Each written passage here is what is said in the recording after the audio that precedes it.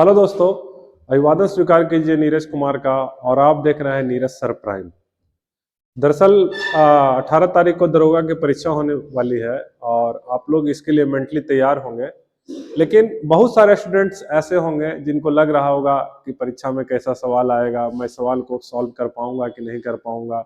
उनके मन में बहुत सारे डर उत्पन्न हो रहे होंगे। तो इन्हीं सारे भ्रांतियों को लेकर मैं आज आपके सामने उपस्थित हुआ हूँ।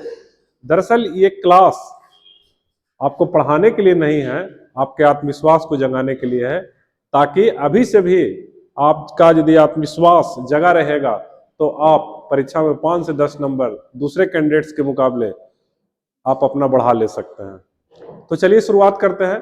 दरअसल इस वीडियो को या इस सेशन को कहिए मैंने 2 सेक्शन में बांटा है। पहला सेक्शन में है कि अभी से लेके एग्जामिनेशन हॉल के गेट तक, और दूसरा है परीक्षा हॉल में बैठने तक। तो हम लोग पहला सेक्शन लेते हैं कि अभी से लेके एग्जामिनेशन हॉल के गेट तक आपको क्या करना है। तो इसमें स्टार्ट यही करते हैं। नंबर 1 चीज कि अब आपको कुछ भी नया नहीं पढ़ना है, कुछ भी नहीं, एनीथिंग आपको नया नहीं पढ़ना है। आपको सिर्फ रिवीजन रिवीजन रिवीजन रिवीजन और सिर्फ रिवीजन ही करना है। ये जो अन्य यूट्यूब चैनलों पर आप देख रहे होंगे 20 घंटा का क्लास, 100 MCQ, 500 MCQ, ये सबसे कुछ नहीं होगा। आप सिर्फ अपना पढ़ाई पर फोकस कीजिए और जो आपने पढ़ रखा है सिर्फ उसी को रिवीजन कीजिए। फालतू आपको कोई चीज नहीं पढ़ना है, इधर उधर दिमाग भी नहीं लगाना है। रिवीजन आपको किन चीजों का करना है मैं आपको बता देता हूं। रिवीजन दरअसल आपको 2 चीज का सिर्फ करना है, एक करंट अफेयर्स का और दूसरा मॉडर्न हिस्ट्री का। करंट अफेयर्स में भी सबका नहीं रिवीजन करना, कुछ खास खास चीज को अंतिम समय में रिवीजन कर लीजिए। जैसे बिहार विधानसभा 2025 है, ये बहुत इंपॉर्टेंट टॉपिक है, इससे 1 या 2 सवाल आएंगे ही, हो सकता है 2 से 3 सवाल भी आ जाए।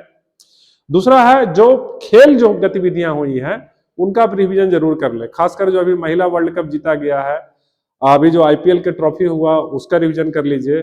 और टेनिस का जो चारों ग्रैंड स्लैम है, ऑस्ट्रेलियाई ओपन, फ्रेंच ओपन, विंबलडन, अमेरिकी ओपन, इसके कौन पुरुष विजेता है और कौन महिला विजेता है, इसका रिवीजन कर लीजिए।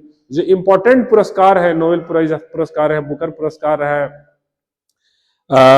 जो सौंदर्य के क्षेत्र में पुरस्कार मिला है, ये सब रिवीजन कर लीजिए।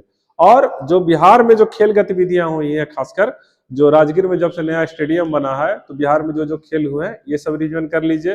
कुछ इंपॉर्टेंट नियुक्तियां देख लीजिए कि जो अंतर्राष्ट्रीय स्तर पर, राष्ट्रीय स्तर पर क्या नियुक्ति है, ये देख लीजिए। इससे ज्यादा मुझे नहीं लगता है कि करने की जरूरत है अभी लास्ट समय में। दूसरा, आप मॉडर्न हिस्ट्री का रिवीजन कर लीजिए, खासकर 1857 से लेकर 1947 तक का जो जो मॉडर्न हिस्ट्री का जो जो इंपॉर्टेंट क्वेश्चंस है उसको आप देख जाइए। तो ये आपके परीक्षा में काफी लाभदायक सिद्ध हो सकता है। तो फिर से मैं कहूंगा कि आप करंट अफेयर्स का रिवीजन कीजिए जो आपको मैंने अभी बताया, और दूसरा मॉडर्न हिस्ट्री के सेक्शन को रिवीजन कीजिए। इससे ज्यादा कुछ रिवीजन करने की जरूरत नहीं है। दूसरा चीज मैं बताऊंगा कि मन बहुत भारी लग रहा होगा, मन पर बहुत बोझ लगा रहता है। इस समय मैं भी तैयारी के दौर से गुजरा हूं तो मुझे भी पता है। तो आपको यदि ऐसा लगे कि मन बहुत भारी लग रहा है, विचलित लग रहा है, तो आप लोग मोबाइल पे कोई कपिल शर्मा का शो वगैरह देख लीजिए, 40 मिनट 45 मिनट का, या अन्य कोई कॉमेडी शो है देख लीजिए, आपका मूड फ्रेश हो जाएगा, थोड़ा माइंड हल्का लगेगा, तो परीक्षा हॉल में आप बेटर स्थिति में रहेंगे। तीसरा चीज मैं बताना चाहूंगा कि आप एकदम पर्याप्त रूप से कम 6 घंटा और मैक्सिमम 8 घंटा का नींद जरूर लें। परीक्षा हॉल में जाने से पहले, परीक्षा हॉल के एक रात पहले आप 6 से 8 घंटा का नींद लें। यह परीक्षा हॉल में आपकी कार्य क्षमता को बढ़ाएगा, आपकी ऊर्जा को बढ़ाएगा, तथा परीक्षा हॉल में जो आपके प्रश्न को सोचने की क्षमता रहेगा उसमें बढ़ाएगा, उसमें वृद्धि करेगा। तो ये 3 चीज आपको अभी से लेके परीक्षा के एग्जामिनेशन हॉल के गेट तक जाएंगे वहां तक करना है। क्या क्या मैंने बताया? पहला कि अब कुछ नया रिवीजन नहीं करना है, कुछ नया चीज नहीं पढ़ना है, सिर्फ रिवीजन रिवीजन रिवीजन करना है।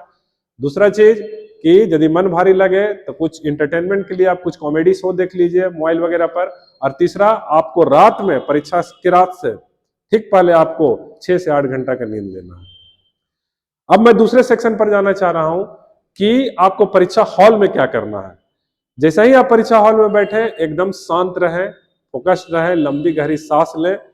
अन्य विद्यार्थियों को देख के घबराए नहीं, यही सोचे कि मेरी तैयारी बहुत अच्छी है, यहाँ जितने भी स्टूडेंट्स बैठे हैं उनसे मेरी तैयारी सबसे अच्छी है, मेरा निश्चित रूप से एग्जाम होने जा रहा है, मैं परीक्षा को क्वालिफाई करूंगा, मेरी तैयारी बहुत अच्छी है। नंबर दूसरा, आपको जैसे ही प्रश्न पत्र मिले, प्रश्न पत्र को अच्छे ढंग से पढ़िए और जो आसान सवाल है पहले उसको टिक कर लीजिए। और आसान सवाल बनाते के क्रम में यदि ऐसा कोई लगता है कि कोई सवाल नहीं आ रहा है लेकिन बाद में बन जाएगा, उसको गोला मार के आगे निकल जाइए। पहले राउंड में आपको आसान सवाल बना लेना है और दूसरे राउंड में वैसे सवाल को अटेम्प्ट करना है जिसको आपने सर्किल कर दिया हो, गोला कर दिया, उस सवाल को अटेम्प्ट कीजिए। तीसरा, जो सबसे मैं बहुत इंपॉर्टेंट बता रहा हूं, होता यह है कि मान लिया कि आप कोई सवाल पहला है, उसका आंसर आपने ए मारा और ए रंग भी दिया, लेकिन पता चला कि अरे आगे जैसे ही बढ़े आपको पता चला कि अरे इसका तो आंसर बी होता, हम एक गलती रंग दिए हैं।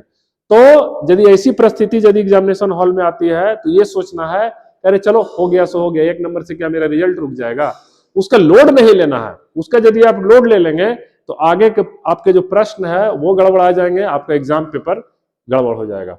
तो यदि किसी भी क्वेश्चन पेपर का आपको ये लगता है कि मैंने आंसर ए रंगा और बाद में जब आगे बढ़ने पर लगा कि इसका आंसर ए नहीं, इसका आंसर तो बी होता, मैंने गलती रंग दिया, तो उसका लोड नहीं लेना है। तीसरा चीज जो मोस्ट इंपॉर्टेंट है कि कभी कभी आप ऐसा होगा कि आप आंसर सही जानिएगा लेकिन आप रंग गलत दीजिएगा। मान लिया क्वेश्चन नंबर 10 है, उसका आप आंसर जान रहे थे बी, आपने टिक भी किया क्वेश्चन पर, लेकिन भूल बस वो रंगा गया सी, और जैसे ही आप आगे बढ़े तो लगा रहे इसका तो मैंने आंसर गलत रंग दिया।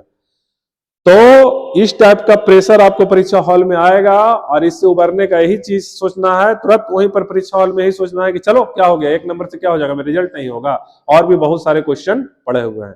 याद रखिएगा, जो परीक्षा में क्वेश्चंस आते हैं वो आपको सिलेक्शन करने के लिए आते हैं, आपको रिजेक्शन करने के लिए नहीं आते हैं।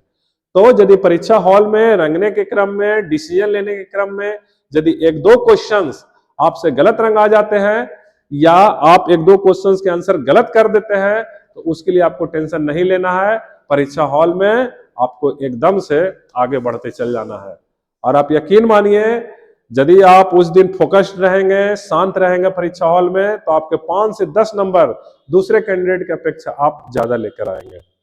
तो अंत में मैं यही कहना चाहूंगा आप लोगों से कि जो मैंने अभी बताया है 2 सेक्शंस पर, कि अभी से लेकर परीक्षा हॉल तक क्या करना है, परीक्षा हॉल के गेट तक क्या करना है, परीक्षा हॉल के अंदर बैठ जाने पर क्या करना है, इस पर यदि आप ध्यान रखेंगे तो ये आपको अभी 24 से 48 घंटे में काफी फायदेमंद पहुंचा सकता है। और मैं आपको कहना चाहूंगा अंत में कि ये दरोगा की जो परीक्षा है ये सिर्फ सैलरी नहीं आपको देगी, ये आपके सम्मान की परीक्षा है, आपकी जिम्मेवारियों की परीक्षा है। ये दरोगा की नौकरी आपको ये एहसास दिलाएगा कि जब आप इस वर्दी को पहनेंगे तो आपको समाज को सुरक्षा देना है। आप यकीन कीजिए, आप कल्पना कीजिए उस पल को कि जब आप दरोगा बन गए होंगे, लोग आपको सर बोल रहे होंगे, साहब बोल रहे होंगे, और आपके जो माता पिता होंगे उनका जो सीना होगा वो गर्व से चौड़ा हो रहा होगा।